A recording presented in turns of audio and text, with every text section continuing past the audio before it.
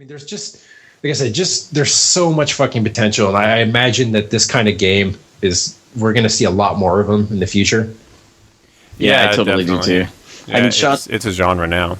One of the things I think that's kind of the weirdest about it, as I keep playing, is that when we talk about how like you get into these stories, and and it's kind of like people have to actively choose to be a participant in it, because at any given time you can suicide and just escape and respawn somewhere else. So I find it interesting when I hear stories about like people like I know that you've had players that you basically unwittingly held hostage for prolonged periods of time.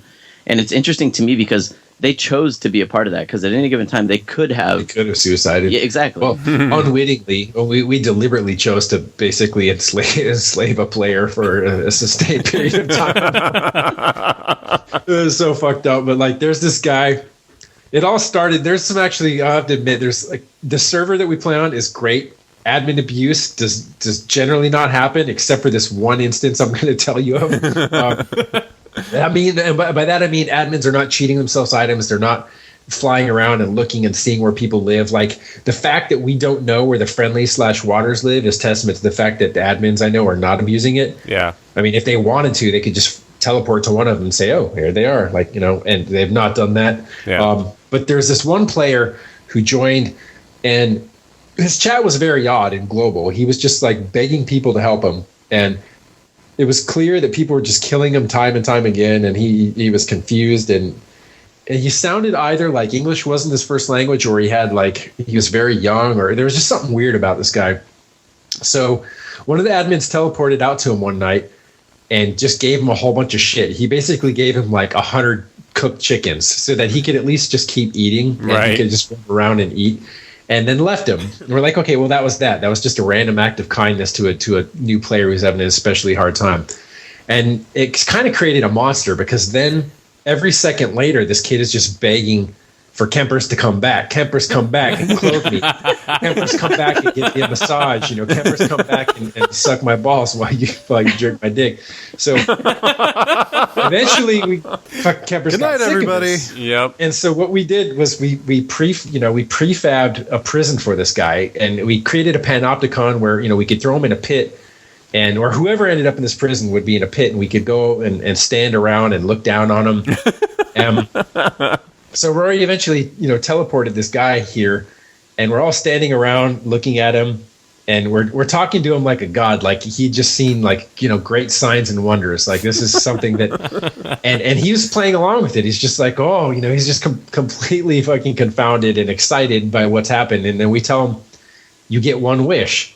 We'll grant you anything you want. And so we're expecting him to say, well, I want my freedom. Yeah. But his one and only wish was that he wanted a shotgun. So we give him a shotgun, and it's empty, of course. It's got no ammunition in it. And he's in his prison with an empty shotgun. So we sit there and watch him, and then we grant him another wish. And, in-game chat, we're talking to him locally. No one in the server knows this is happening. We're way out in this prison that we built for this guy, and we're talking to him in these, like, demonic voices. And we say we'll grant him another wish. And so this time he says he wants a laser sight for his shotgun, which, if you know the game, is the most fucking superfluous, stupid thing you could. Because it's a fucking shotgun, right? Like it's shooting buckshot. It's not shooting slugs, so it's only good at point blank. You need a laser sight to know if it's safe to shoot the fucking thing. You're an idiot. So we give him the thing, and then we warn him. We're like, okay, your gods have decided to grant you one last and final wish. We want you to think about this one. And we're basically giving him every opportunity in the world for wish for freedom. And then he asked for ammo. So we're like, ammo? Okay, well, then we gave him some fucking 2 rounds. He didn't specify type or quantity. So we give him the wrong type of ammo that's completely useless for the fucking shotgun. And as this is happening, we're like, okay, we're continuing, as we're in there doing this, we're building the prison larger and larger, and we're putting more and more doors, and we're starting to think about how we can charge admission so that other players can pay us like 10 wood and come and look at this guy. He's still stuck in there with his empty fucking shotgun. And then we started to feel bad, so we built him basically a habit trail where we could open one door and let him into like basically where he could run, and he'd still be imprisoned and he'd still have barred windows on either side, but he can at least see the sun. So we let him out into the habit trail, And we ran him and exercised him a bit, and that was that. He was fucking content. So how long is it until you just open a fucking zoo? I know. And this whole time he could have just suicided. And he could have, but he didn't.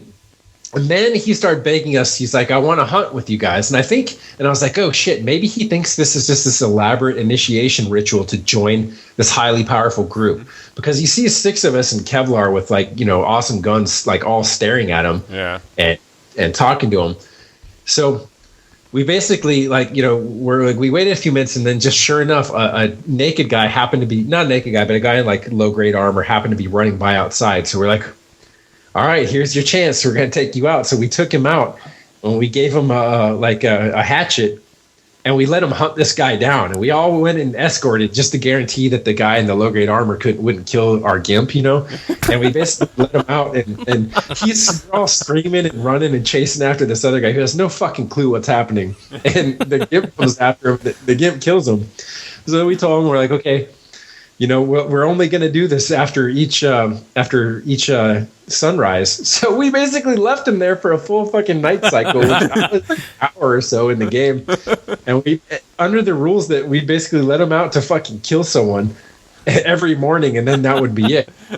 But we forgot about him, and we left him in there, I don't know, for a day. And the next day I see him in global chat, and he's still fucking talking.